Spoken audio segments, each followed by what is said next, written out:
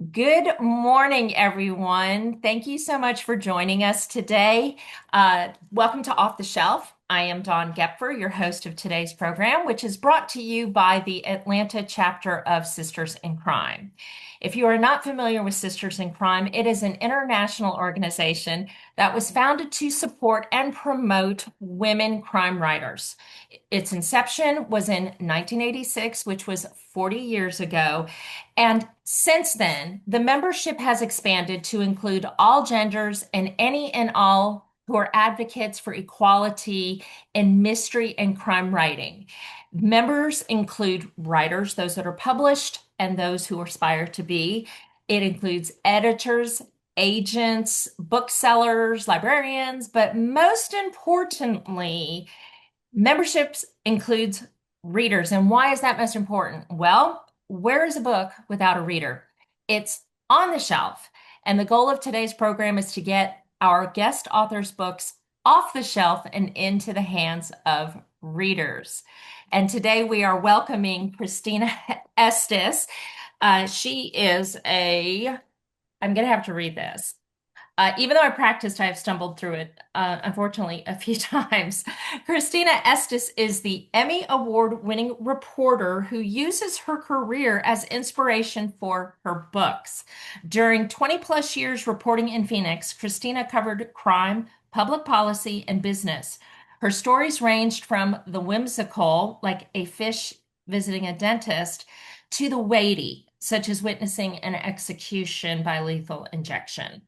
Christina received the Tony Hillerman Prize for Best First Mystery set in the Southwest for her first novel, Off the Air. Good Morning America also selected Off the Air as a buzz pick. Its sequel, which can be read as a standalone, is The Story That Wouldn't Die. Hi, Christina, and welcome to Off the Shelf. Hello, thank you so much. I'm very happy to be here. And We we are. should, just a heads up, Dawn and I are both having lighting issues, and this is breakfast time for my dog, and he just, of course, on cue started barking, but he's in another room, so we should be okay. Well, I love that. I like the organicness of us coming to each other from home and what might be happening in our homes. It helps us get to know our authors a little bit better. And I'm going to also share that my dog loves to shred paper out of the recycling bin. And I don't know why. His name is Wagner, but we call him Shredder. And he's decided to do that right now. So if you hear some shredding noises in the background, it's just my dog Well, it's contributing. better than shoes, right? Paper is better than Absolutely. shoes. Absolutely. That's happened a few times. So, so here on Off the Shelf, we have started something new. It's new to 2026. And it is where we ask the author to step into the interrogation room. And we're going to rapid fire quiz her on a few things just to get to know her a little bit better. So, Christina, are you ready? I think so. Okay, are you a plotter or a pantser? I'm an aspiring plotter. Okay. See, here's the problem with rapid fire questions. They spark curiosity in me, and now I want to know more about that. What do you mean by that? I would love to be a better plotter. I'm not either or. I'm sort of in the middle. You have to have an idea, right? Otherwise, some people sit down and say, I don't plot at all. And I'm like, how can you not know who's in the story or where they're going to go? So I generally know how I want the story to end, but it's all that stuff in the middle that trips me up a lot. But also the ends can change as you're writing because it's organic, right? So Absolutely. I'm an aspiring plotter because I have listened to some incredibly successful authors who are really detailed plotters, and I'm like, wow, I don't know that I could be that good at it, but it seems to be a very smart, efficient, worthwhile endeavor. I say go with what works for you. But what I'm finding curious is your background as a reporter, which I would think that would require some plotting when you're putting a story together. Well, as a reporter, you have to figure out who you need to talk to, right? But you don't necessarily know the full story because you need to talk to people and you're gathering information. So writing is a little in like Mhm, that as well, right? I have a mhm, main character and I have sort of the supporting cast, and I mhm. may think I know what the story is, but they may tell me differently. Okay, fair enough. Fair enough. All right. So what was the most helpful or impactful thing you learned during the process of Mm. publishing? Perseverance and patience is a close second. I like that. All right. Now, when it comes to reading, are you an ebook, paperback, or hardcover reader? I'm all of the above. Oh, okay. Are there And audio, and I like audio for memoirs and nonfiction. You know what? I think we're going to add audio to that question moving forward. Thank you for mentioning that. Is there, because you just said you like audio for memoirs and nonfiction. So is Hmm. there a preference, like when do you like an ebook versus paper or hard, or is it just like this is the medium I have at the moment and I'm going to grab it? This is so interesting because I really try. You know how they say you should turn off your screens like an hour before bed? Well, I Hmm. take my Kindle to bed, um, but it's on a darker sort of background. So I'm like, that doesn't really count, does it? Um, but I love to read like in a cozy chair that I have. So Hmm. that's when I want the actual physical book that I can hold. Doesn't mean I won't read in bed that way, but that to me is just like, a cup of tea or something, and you're just curled up and it's perfect. I used to prefer hardcover. I don't know why. And now I have more recently preferred paperback, not the small paperback, not the mass paperback, but the bit larger. I don't know if it's an age thing or what, the bendability of it, but yeah. Hmm. So I guess we can change our preferences over Well, time. many people they're printing, they call those the mass market or the smaller paperback. Trade paperback are the ones you're referring to. Oh, And okay. those have really become very popular, and many publishers are going that route Mhm. rather than the hardcover. Oh, like starting out that way instead of starting out with a Hmm. hardback. Yeah, because Okay. I think it's for the reasons that you suggested. It's more holdable. I guess that's Hmm. probably not a right word. But I also think it may be a price point issue as well, because you can generally get a trade paperback, for anywhere between $15 and $18, where a Hmm. hardcover, the price point is $25 to $30. So that may be a consideration as well. Right? You're more likely, I am more likely Hmm. to invest $20 in a new author than $30. I'm like, I don't know. Yeah. No, I think that's a good point. And also, it's portable. A hardback Yes. has a little Yeah. bit more weight to it. So, like if you're throwing it in your purse or whatever, it might make the purse a little bit heavier. Hmm. Maybe I'll have But to. it's lovely to hold up, isn't it? Yes. Yes. I love it. Okay. What is a book from your youth that has stuck with you? This is perfect because I just mentioned this yesterday. Ramona the Pest. Um, I remember. it was the first book like I fell in love with, and I was just talking about it, and so I went to my library's website, and I actually, in this case, requested the audio version because I want to hear Ramona's voice when I'm walking. So Yeah. let me adjust that memoir and nonfiction to add Ramona the Pest to my audiobooks. For sure.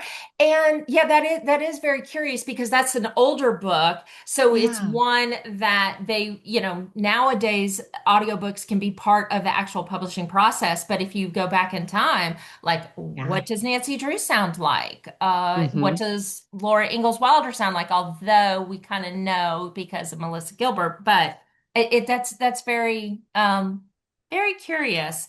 Okay, what book? Did you,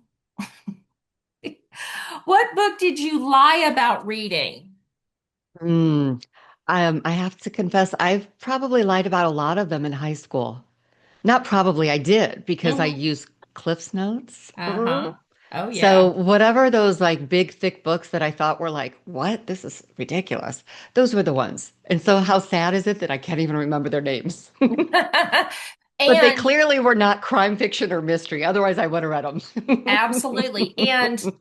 back then, well, I don't know how old you are, but back when I was in high school, you didn't have the internet Right. to help you Hmm. cheat. So you either had to put the book in your hand and kind of go through it and try to get the gist of it, or find the cliff notes if it was a classic.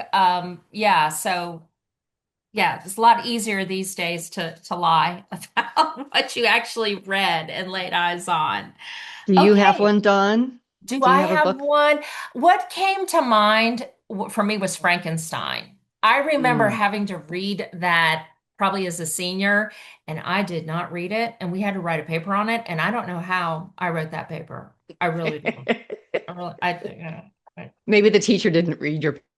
yeah, maybe they just said, "Oh, 3 pages, check." But yeah, yeah, I remember stressing over that too and like holding the book in my hand and like literally just like opening a page and trying to find a paragraph and comment on it. It was a nightmare and that was my own fault.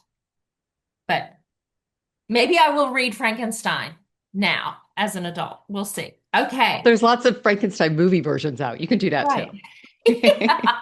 But one thing I've learned too is that you can't always go by the movie, Yes, right? yes. Like, yeah. So, lesson learned. Okay. What is a book you've read more than once? Oh, the book is called She Rides Shotgun. It's by Jordan Harper. It's a really short and it's trade paperback, so it's up your alley, Dawn. It's about, I don't know, maybe 250 or so pages. And they recently, within the last probably 9 months, there was a movie released, which I will not see because somebody who knows how much I love the book saw the movie and was like, no, they Hollywooded it up. You don't want to see it. I said, Oh. okay.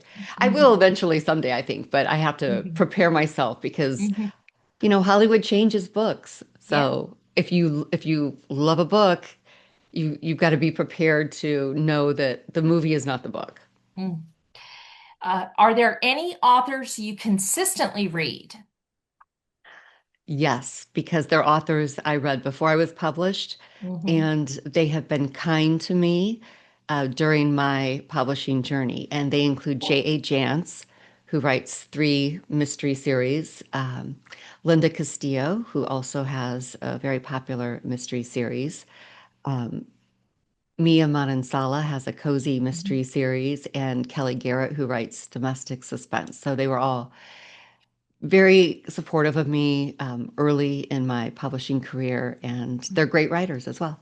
Mhm. And you were fans of theirs before you were Uh-huh. published. Yeah, Yeah. so okay. All right. So you may have kind of in a way already answered this. Book or movie? And I book first or movie first? book. Okay. I was trying to think there was something I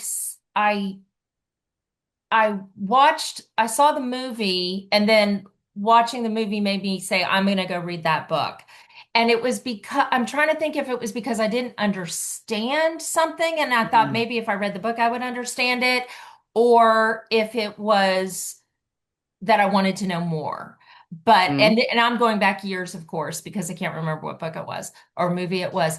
But yeah, and so ever since then, I strive to read a book first. And Hmm. yeah, and because also to see the interpretation of it. A Right. really good example, we're so getting off track. I'm so sorry. A good example of that is Terms of Endearment, because that was a movie and it was really popular when I was younger. And my mom loved Shirley MacLaine, so she watched it multiple times when it came on cable. And then when I found the book and I read it, I realized, oh my God, this is different. There's a lot Hmm. more here than what they were able to portray on the screen. And so that is not the movie I was talking about, but that is a good example of how things can change and really be different. Hmm. The book always. Okay. What is something you regret having spent money on? Oh my gosh, all of the food when I was younger, like eating out all the time. I look back now and I'm like, oh my gosh, how much money did I waste eating out when I was younger that I could have been saving? Yeah. So now I'm at the age where I'm telling younger people, instead of spending $8 every day on a coffee, maybe just do it a couple times a week and save that money. Yeah. Although when I was young, we didn't have $8 coffees, but I did eat out a lot, which was just as bad. So I do. That's my big regret. One of my big regrets, I should say. Mhm. Yeah, hindsight is 2020 for sure. Now, are you more apt to cook and prepare food now at home than you were when you were younger, or you're more of a cook Oh now? my God, I wish. I do not cook. Thankfully, my husband does, but I also am a very lazy person and I will not eat the best. Like, I don't like to clean dishes and stuff, so I will eat cereal, lots of cereal, or then and then I'll eat some chips with it. Like it's just whatever is available, that's easy. But I do also have apples and bananas and stuff, so I eat weird combinations, mostly based on me being lazy and not a good cook. Also, what it's making me think of is like grab and go type food. And that could Yeah. be from Oh, a that's very, great. I very grab and go at busy. home. Yeah, because you were so busy in your career that you like, oh, I got to go from here to there. Let me grab this apple. I can eat that as I walk. So, yeah, that's what I call it, grab Thanks. and That go. sounds better. Thank you. I'm going to use that. Okay, something you allow yourself to splurge on. These are good back-to-back questions because Okay, this is going to sound really, well, this kind of goes to maybe when I was younger, wasted money on food, but this sounds silly, but to me, a splurge in my mind still is being able to buy brand name toilet paper, Charmin, and brand name paper towels, Bounty. Because when I was younger, especially in TV news, oh my gosh, for the first 7 or 8 years, I was working two jobs. Like you just did not make any money. My first job paid $15,000 a year. Granted, this was almost 30 years ago, but still, Mhm. that's, and Yeah. so I mean, I swiped toilet paper from work. And then, right, and sorry, John, I didn't realize you were taking a sip. Um, No, it's and okay. I would, if you went somewhere and there were napkins, like, I don't know, we have Circle K's here or 7-Elevens, those sorts of things, I would take a bunch of napkins. And so Mhm. I have this weird, I don't know why it's stuck with me, but whenever I'm able to go to Costco and get the big old thing of Charmin, it makes me feel like I I've made made it. it. Oh, that's great. Okay, who inspires you? I am inspired by anybody who gets knocked down and gets back up.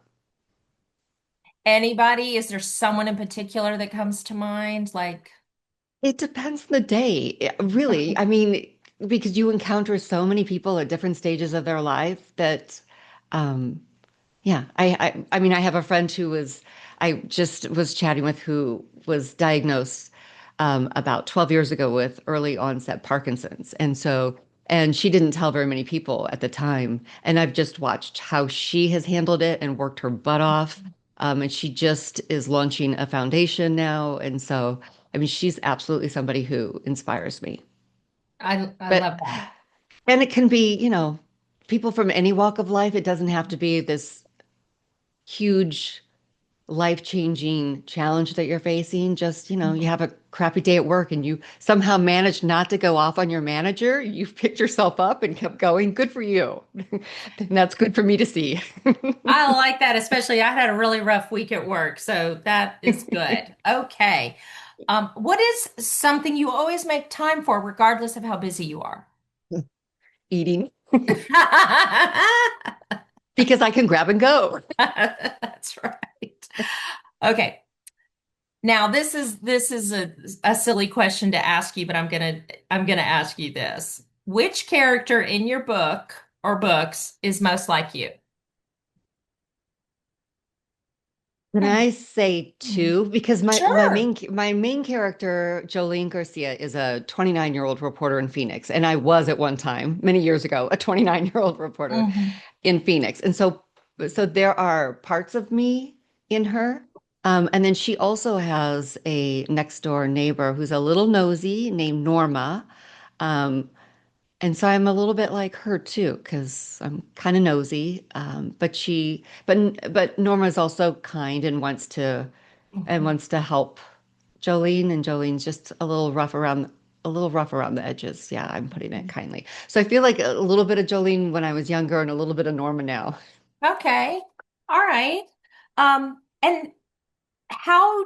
do you select the names of your characters? So Jolene and Norma are how'd you Yeah. come up with Well, their I names? like Norma because I was like a nosy neighbor, nosy Norma, Norma. And it just fit. Yeah. Jolene's mother named her Jolene after Dolly Parton's song. And I chose the last name Garcia because I wanted to have a very common surname so that should Jolene ever try to find her father, it would be challenging.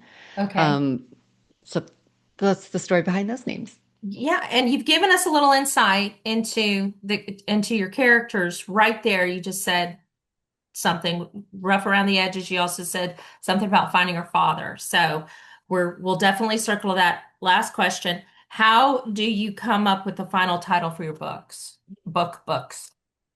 So this was the first one off the air. This Mhm. was my title and they kept it. And this is the newest, The Story That Wouldn't Die. My title and they kept it. So, yeah, you know, the story that wouldn't die did not come as easily as off the air, but it was incredibly perfect for a couple of reasons. One, because when I pitched the idea to my agent, she was like, "Yeah, that's not going to work," because the story is set around um, City Hall and sort of some Mhm. local political stuff. And she was like, yeah, there's a lobbyist, blah, blah, blah. She's like, yeah. And I'm like, no, there's a story here. There's a story here. So, in a sense, the story that wouldn't die is me trying to pitch the story that wouldn't die. And then it's also my main character, Jolene, is very tenacious. And so she believes there's a story there and she won't let it die either. Well, I think that's a perfect segue to start talking more about your books and your writing. And let's go back to Jolene. And by the way, thank you very much for the earworm that I have going on. I'm singing the Dolly Parton song in my head. And I'm sure I am not the first person to have felt that way and mentioned that. So, okay, so let's talk a little bit first about who you are and your career. How did you decide to pursue a career in journalism? Well, I always loved reading and writing, except for those books in high school that I said I didn't read. Uh, and Required reading does not count. yes, Yeah, no. thank you. Uh, Ramona the Pest I mentioned, but like Trixie Belden, Encyclopedia Brown, like I've always loved crime fiction and mhm, mysteries in particular and sort of solving those puzzles. But as a kid, I certainly never knew an author, and that was never a career route.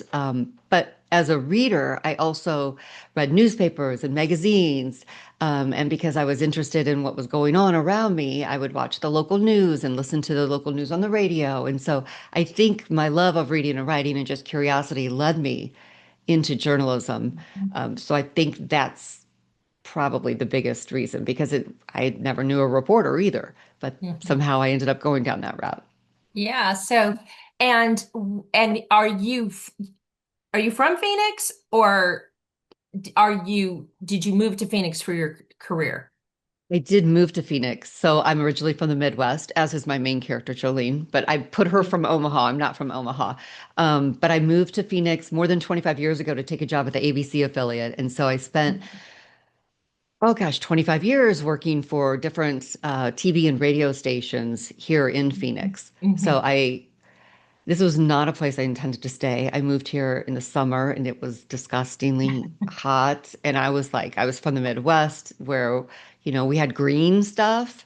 And it was a total just culture shock for me. And I was Mhm. sure I would not stay. I signed a 3-year contract. I said, I'm out of here at 3 years. And that was more than 25 years ago. So here I am. It's absolutely home. And in fact, I dedicated the story that wouldn't die to the city for welcoming me and supporting me. Oh. And what do you think in that 3-year time? Because when the contract ended and or was coming to an end, and you're like, okay, I can leave, but something made you stay. What was it that made you say, I'm not ready to, bail just yet?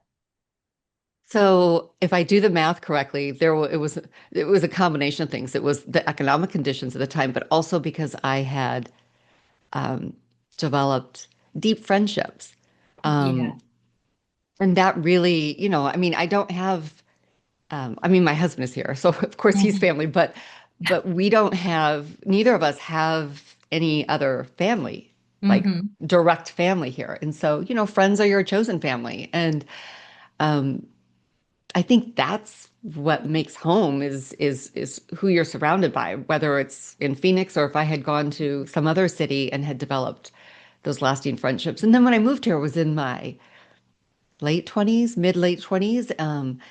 And, for me anyway, when I was working at that time, that's who you sort of hung out with the most. And Hmm. working in a newsroom is weird enough, and you have extreme highs and lows and everything in between.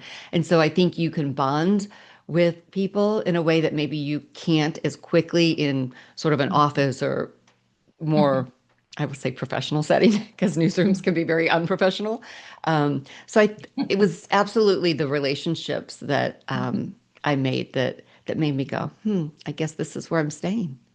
And obviously the environment, the climate, you that doesn't change. Like, you know what I mean? Like you are like what you're describing, the desert-esque, the beautiful landscape, of course, but the heat, and you had mentioned earlier when we were chatting that was 100 degrees.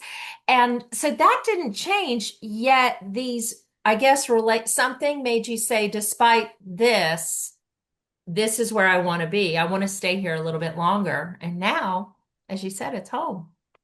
Well, I do say every summer, I'm like, oh my gosh, what am I doing here? But so does everybody else. Uh, it's Misery just our loves version. company. Yes, yes, yes. So yeah, but there is, 6, 7, sometimes 8 months out of the year, it's pretty beautiful weather-wise. Yeah. Awesome. Okay, so I'm sure everybody is glad you're there. And I'm imagining a very busy career and important career. I do believe that journalism is an important career, communicating, notifying, letting people know what's going on. And somewhere in all of this, which I know, yes, you're a natural reader, writer, it's part of your daily life, but somewhere along the way, you decided to write a story and create a character. So can you kind of tell us like how that all came about for you? Mm. I can tell you when the sort of the seed was Yeah. planted because I was reading um, the first book in a series written by J.A. Jance, and it was the Allie Reynolds series. And the character was leaving Los Angeles. Her career as a in TV news had come to an end because she had basically reached a certain age and she was being Wow. shut out.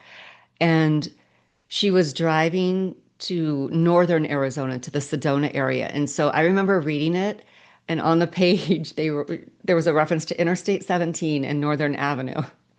And I remember stopping and going, "Oh my gosh, I've never read a book where there was something that very specific close to me." And I was like, "Wow." And sort of that planted the seed. And then I read a series by Hank Philippi Ryan, which was about a Boston reporter, and it just sort of percolated for a while. And I thought maybe I could write about a Phoenix reporter because I don't really read a lot of books that are set in Phoenix. And it's my home, it's my adopted hometown. And so I really wanted to give that a try. It was not quick or easy. And I made the mistake of thinking because, oh, I'm a reporter and I write every day. How hard can it be to write a book? Oh my gosh, yeah, it's hard. It's very different from, writing a 300-page blog website story or a 3-minute, if you're lucky, radio interview or a 30-second TV story. It's very different, and it took a lot of trial and error and starts and stops for me to figure out how to get from a thought to 300 plus pages. Was there something in particular that happened that actually you said, okay, this is going to be what my story centers around, like a particular story or something? Like, where did the idea for the first book itself come come from? So the first book is off the air, and it involves the suspicious death of a controversial radio talk show host. So I may have Hmm. mentioned I worked at different radio and TV Hmm. stations. Hmm. And so the host is not somebody I know, but it's definitely somebody that you could see on radio in Arizona. Okay. So it wasn't like, oh, I'm going to make you a killer or you a Hmm. victim, but it was just, I don't know, just all of my experiences. Hmm. Um, and I can't remember exactly sort of the origin moment for Off the Air, but I will say I thought by now it would be outdated. Um, all of Yeah. the controversial stuff, but it's Hmm. not because Hmm. our without getting political, our people in Washington D.C. have not made much progress on anything, and so all of the issues that Yeah. are sort of pitting people against each other in that book Hmm. um, are still with us today. So. Okay. And so so now you have a spark. You're like, "Oh, this is a potential story that a little grain of sand that I can like start building and creating a boulder, et cetera, and really get it off the ground." And how te again, I feel like this might be a little obvious, but tell us about Jolene and how you met her and how you decided to make her who she ended up being. Thank you.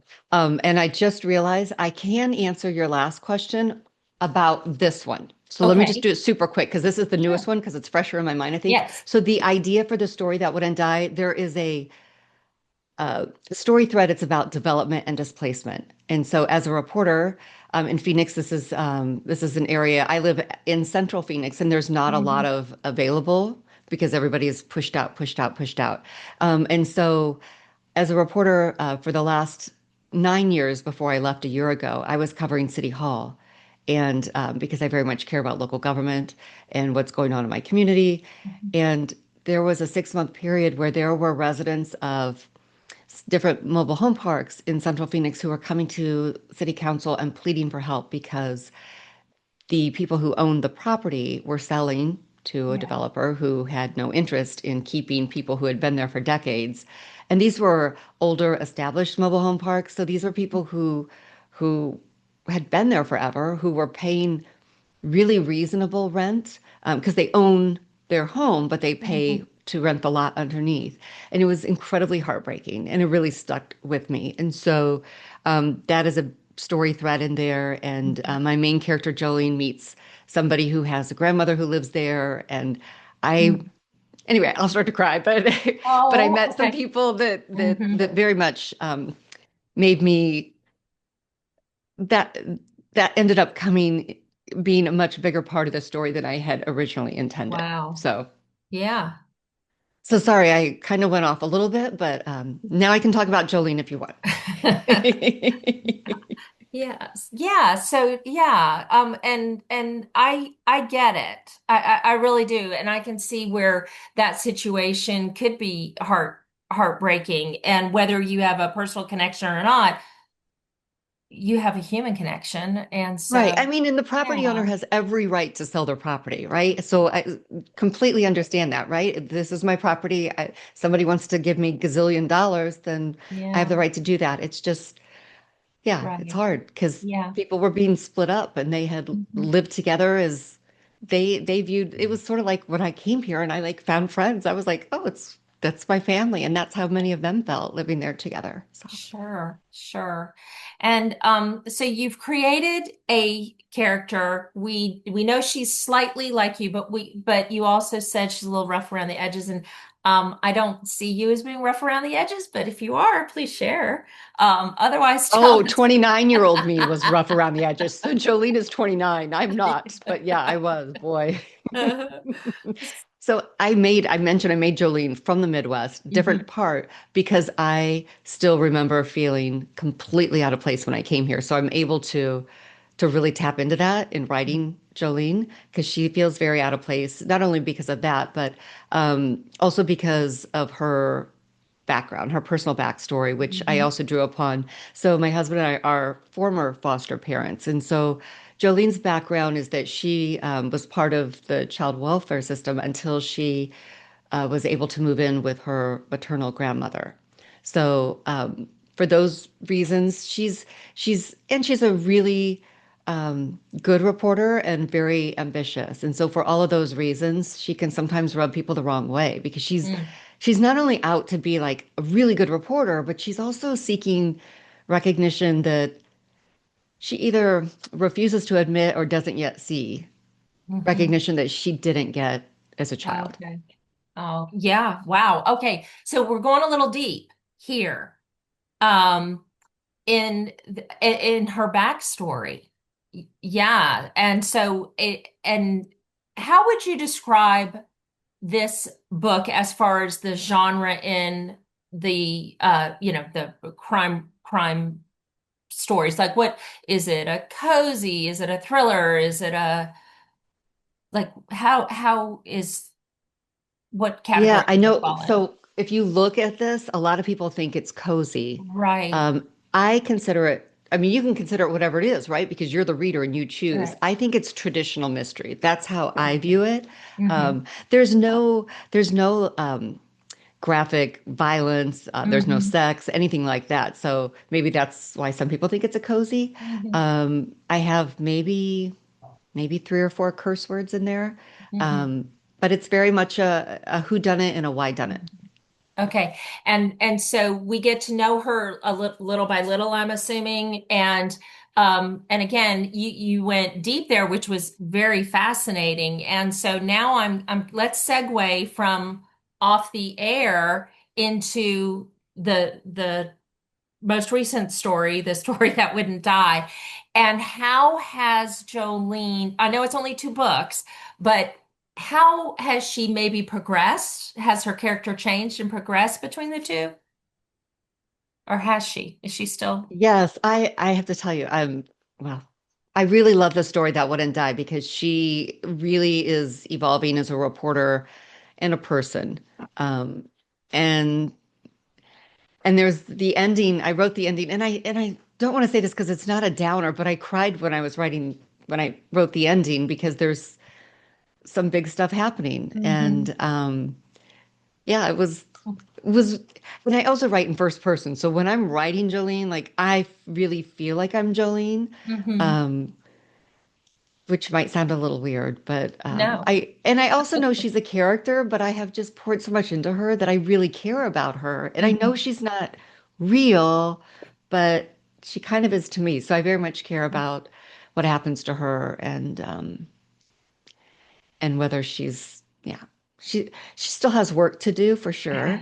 Um, but the relationships that she has with other people, I think, are helping her. I briefly mentioned her neighbor Norma, who she is a little rude to because she's not interested in somebody getting in her business. Mhm. And Norma is a kind-hearted person. She sometimes rubs her favorite photographer the wrong way because she can be, very much story focused. And I think he Mhm. says something to her like, sometimes when you play reporter, you forget what it's like to be a human. Oh, So she wow. didn't like that. Right. Um, but yeah, she's Mhm. super driven. But there Mhm. are people who are also tapping her on the shoulder and saying, "Hey, what are you doing?" So, I just had this thought, and are you getting to know Jolene as you're writing about her? Yes. Yeah, Okay. absolutely. Yeah. And yes, that was one reason I cried writing the last chapter. I was like, "Oh my gosh." Because I'm like, yeah, what is next for you? So, Yeah. yeah, it's weird how deeply it can affect you. Although I Mhm. guess it's not weird because I talked to you about, this book that I read twice and I still love that character. And I'm like, oh my gosh, that's a character. What? So, I mean, readers understand. We can be Yeah, weird with each other. that's right. I'm totally right here with you. And so, is your intention to? It sounds like to continue the series. Are we going to continue to see and meet and learn about Jolene Garcia? I hope so because yeah, she has some things she needs to address. I'm right now I'm working on a novel that's not, she's not the main character, but because she is Jolene, she somehow made her way into it. So, yeah, so Jolene is not leaving me for sure. Okay. I like that idea. That Like, was not my intention. I was not yeah. plotting her. But it turned out I was like, huh, what is she doing here? Hi, Jolene. So, what I was kind of thinking is when you were talking about Jolene and her being young, and you mentioned could relate to, uh, being a new reporter in a new town. And I thought to myself, oh, in a way, Christina is almost like her mentor. Like you're almost like your character's mentor, and Hmm. how you're going to be able to um, massage her and develop her and create her and take her on this journey because you have gone through this. And so as you said before, you're Norma you relate to Norma, and Norma's just trying to help her, and you too are trying to help her. And That's um deep, Dawn. Wow. Wow. Thank you. I had not even, that never crossed my mind. Wow. That's very insightful. Thank Yeah, you. that's what came to my mind when you were talking about it. I was like, oh, in a way, she's like, no, no, no, no, no, no, follow me, go this way, try this. So I'm very curious to know more about her. One of the things that you had mentioned is that the second book takes place at City Hall. That's the backdrop. And you yourself are now working in that environment. So let's talk about how those two worlds merged together and when they merged together. So I mentioned that I was covering City Hall for 9 years. My last job in media was for the public radio station, the NPR station here in Phoenix, and so I covered City Hall, and that's where I witnessed, the mobile home residents coming and every other thing that you could imagine that relates to local government. It's where, policy and passions collide. Um, and so I had an idea for that, and I wrote the book, and in fact, it was all set to be published, and it was published after I took a new job, which puts me on the 11th floor at City Hall. So I took a job as the director of communications for then Vice Mayor, who's now, her tenure has ended, so she's now a councilwoman, and I'm still there.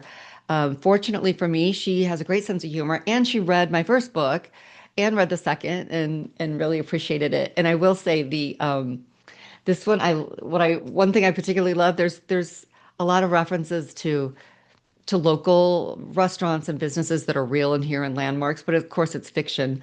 But this book opens with a situation that actually happened at City Hall, and that was the mayor got stuck in the elevator, and that was probably 8 or 9 years ago. And I just thought, what a way to send Jolene to City Hall. Because normally TV reporters are not covering City Hall unless there's some horrific thing. And I was like, let's send her there for something that's kind of silly to put her like just in not the greatest mood.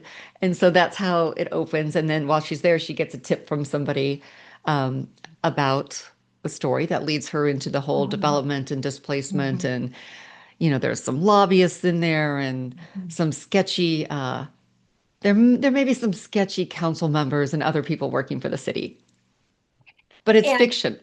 yeah, well, I was going to say, but so is there any hesitation? Like you've got this new career opportunity and you want to take it and you're like, oh, wait, I just wrote this Yeah. and it's about to publish.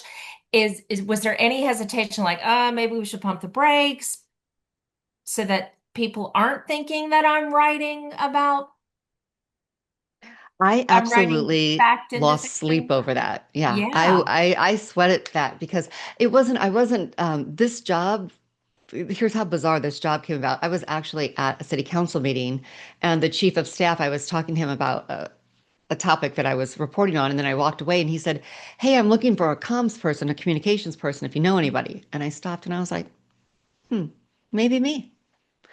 Because I had worked with him, I had watched this council member, I mean, for 4 years. So I would love for there to be more people in office that were reasonable and worked with Mhm. people to solve problems, and doesn't matter what your affiliation is. And so it happened very quickly. And I did worry about it a lot until a smart friend said, "Oh my gosh, are you kidding? That's a great marketing tool. You can be like, like, right? It's like you flip the script. Like, right? You used to report on City Hall, now you're working in there." She's like, "That's what you need to get so people will buy your book." But which sounds really great, except when you go to City Hall and then you press the elevator and you're like, "Oh, what are people going to think?" Yeah. But it was good feedback, and Mhm. um, people were great. And and some people think that certain characters are certain people or Mhm. former certain people, and I'm like, it really is fiction. Of course, characters are sometimes, this glob of like a whole bunch of different people, but Mhm. we all decide. What we think. We take away from a book whatever we personally think and what our experiences are and stuff. Mhm. So I still have my job. Like I said, my council member has a great sense of humor and she values me and I'm good at what I do. So, but I Yeah. but I'm not writing another one. Someone else said, what's the next City Hall story? And I'm like, no, it's a one and done. Because while I love local government, I mean, I don't know that the masses care about local government Mhm. quite as much, but. Mhm. Yeah. So, and did you feel the need when you were doing the interview process to say, "Hey, I just need to let you know I have written this book and it's coming out and it's the timing is such that, and did you feel the need to do that or was it after you published, you said, "Oh, by the way, this is what No, I they knew I had a book coming out because I did say, this book's going to be published a few months after, did." and I want you to know, like, that's going to be a priority for me. But I Mhm. didn't tell them in detail. Oh my gosh, and it opens with a room. Now, after I Yeah. started, I did. Yeah. Yes. And Okay. and you know what? I even offered her because they have what they call advanced reading copies. So it's not the final version. I said, I can get you one if you want to read it. And she was like, no, I'll wait and buy it when it comes out. I'm like, okay. Love Oh, it. I take this back. She said, well, I'm not in it, am I? And I was like, I said, no, it's fiction. She goes, okay, I'll wait. So it was great. Okay, so you also mentioned that you play homage to the city and you use like real businesses and landmarks. Did you need to go to those businesses and say, "Hey, I want to put you in my story," or did you fictionalize them as well? I got asked that with my first book, and I was like, oh, was I supposed to ask? Because here's the thing, we are readers. I would just be thrilled to see like my business in a book. Mhm. Now, I didn't make anybody like die in the business or anything like that. So these are mostly restaurants and coffee shops that have special meaning to me because as a reporter, I would be paired with, in TV news, I would be paired with a photographer and we would be stuck in the same vehicle for, 10 or 12 hours a day. And the photographers always knew the best places to eat. So the places that I Mhm. mentioned, they're special to me for those reasons. And so Mhm. the first book, I didn't at all. And in fact, in the first book, in Off the Air, I chose one place actually because the owner had been kind to me as a reporter. This was during the pandemic, and early on, I wanted to follow two restaurants. I said, for at least a year, I want you, if you're willing, to talk with me honestly about what's going on. And because so many of us already forget what it was like. It was so awful and so he agreed, and he was so transparent when it came to finances and his emotions and like his employees. His wife said, he told you things he didn't tell me. And I was like, I'm gonna cry again. So it just meant so much to me that he like, Mhm. that he shared that with me. Yeah. And he's also it's a local independent burger place, and he's good to his employees. Like all his employees have been there for over 15 years. That's pretty unheard of when you're talking about, Yeah. a very fast casual place. So I specifically put that in there. And in this one, the story that wouldn't die, like there's there are again are restaurants where I went with photographers. They introduced me to these restaurants, Hmm. and a couple of them because people like you, Dawn, asked me, shouldn't you be asking their permission? I Hmm. did ask a couple of the restaurants, are you okay if I put you in there? Nothing bad's going to happen in there. And they were like, Hmm. So, and they appreciated it. It was like it's joy. They reacted the way I assumed everyone would, which was Right. to be happy to see their business in there. Well, I think if it were me, I would get have a copy of your book on display and with a little note that says read about read about Yes, us. I know. Yeah, in this book. Pick up a copy at the local bookstore and read about it. And I'll autograph it myself for you. So I think I would definitely use it to my advantage. Like to your point, nothing bad happens. And so Right. it's just a love story. A bit of a, Yes. like an Yeah. appreciation. So okay, I am really surprised. It's already 10:55. So we're coming up on So the end sorry. of our hour. I have so enjoyed chatting with you. I want to ask if there's any questions that anybody has because I've completely dominated Christina's time and you can speak up or throw them in the chat and I will ask them on your behalf. And while we're waiting on that, we have another program, or another reader program with Sisters in Crime Atlanta, and it is called Murder by the Book.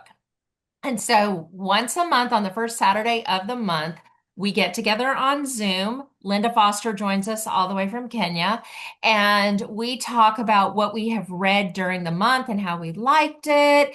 And, do we recommend it? And it's just a great fireside chat, and it helps our to be read list grow.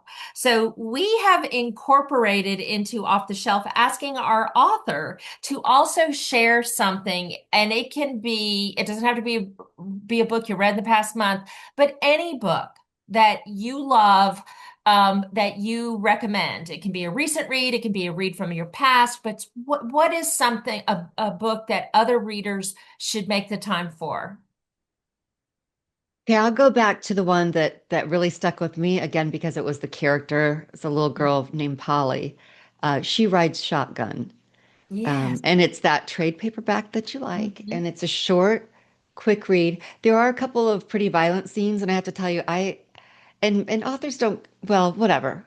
Most authors, let me not dismiss that. I would say I don't care if you scan something because I do as a reader. So if I see some violence, I'm like scan, scan, scan, and go. So I will just put that out there. Some people really enjoy that, right? Because it puts them in the scene and stuff. And I Mhm. do the same thing if I watch something on TV or in the movies. I just cover my eyes or look away if it's too much. But She Rides Shotgun has just stayed with me for years, and it's the book I read twice, and it's because the character Polly and I have seen the author.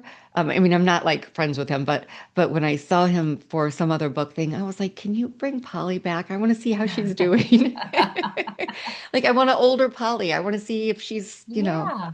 how Yeah. she's doing. So And you said that this is a movie in the making, or it was a movie that recently came out. oh, okay. Remember, and a friend of mine warned me not to go Oh see yeah, it unless I yeah. was fully prepared because she said they softened Polly, who I Okay. love the character in the book, who I adore. And so I was like, Mhm. oh, because it's Hollywood.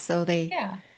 I was like, but And yeah, uh, um and is the title the same? she rides shotgun. Okay. Okay. So the movie and the book title are the same. Okay. And All also right. she told me Hollywood like really played up the violent scenes. So, Of so course. another, Yeah, of I mean, it's course. a different medium, right? It's a visual. Mhm. So. Mhm. So we do have a question in the chat, and this from Angela. Is there any story that you covered as a reporter that you would or could see becoming a book? Mm. There was one I thought I could do, and I can't because I'm too close to the person who's still. So Um, initially, so one of the very first stories that I covered when I came to Phoenix was the story of Cookie Jacobson. She was a mother in Tempe, which is right next to Phoenix, who went missing. And oh my gosh, that'll be we'll be approaching 30 years. wow. Um, and there's a whole bunch of stuff that I know we're coming up on our hour, so I No, it's won't go okay. into super detail. But Hmm.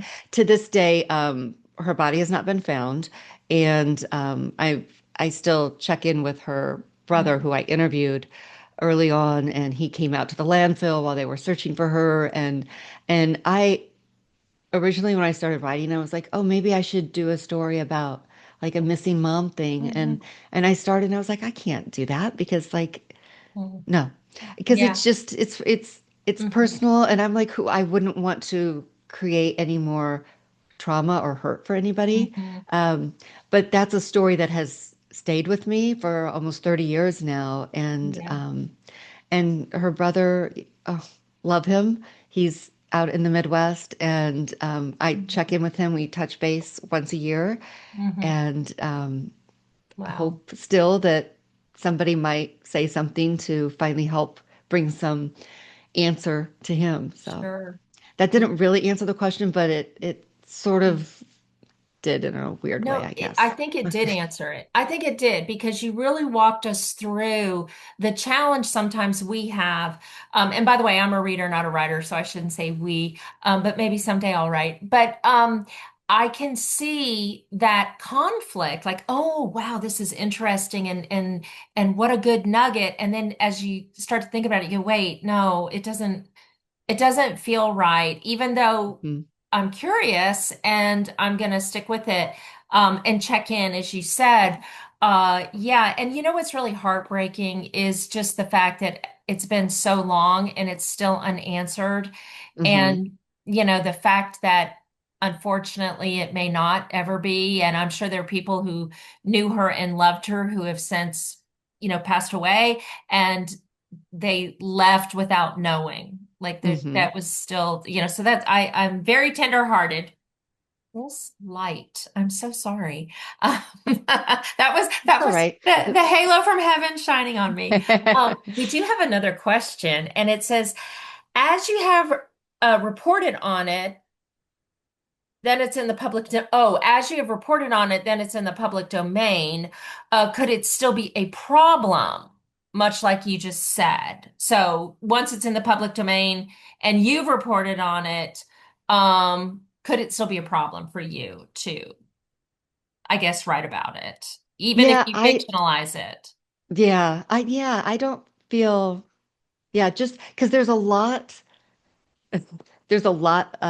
more than we have time to obviously discuss. And so I just don't think I would Mhm. ever feel comfortable for Mhm. this particular case, even to Yeah, fictionalize it. right. But I was clearly I was fine with the story that would end die drawing on my reporting Yeah. experiences. Hmm. But the album was just, it's just, yeah, there's something about that and something about being in touch with her brother and Hmm.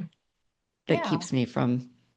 Yeah, I think that's understandable. So, um, we greatly appreciate your time. I know how early you had to get up to join us, lighting issues and all.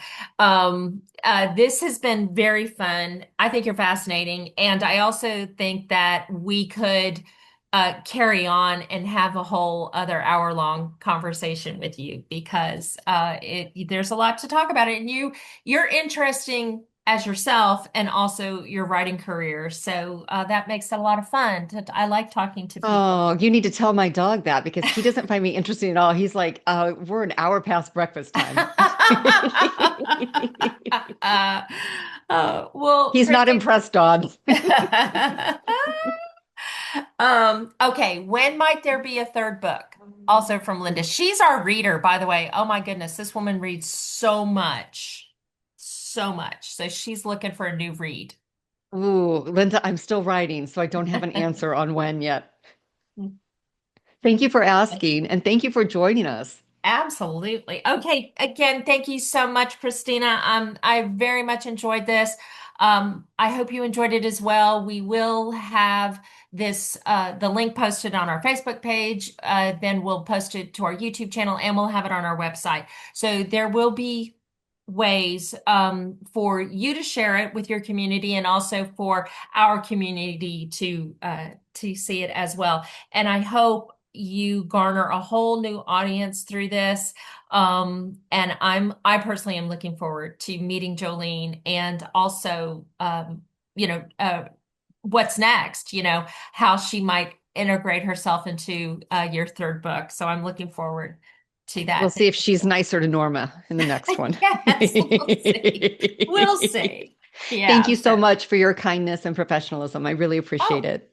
well, thank you. This has been lovely.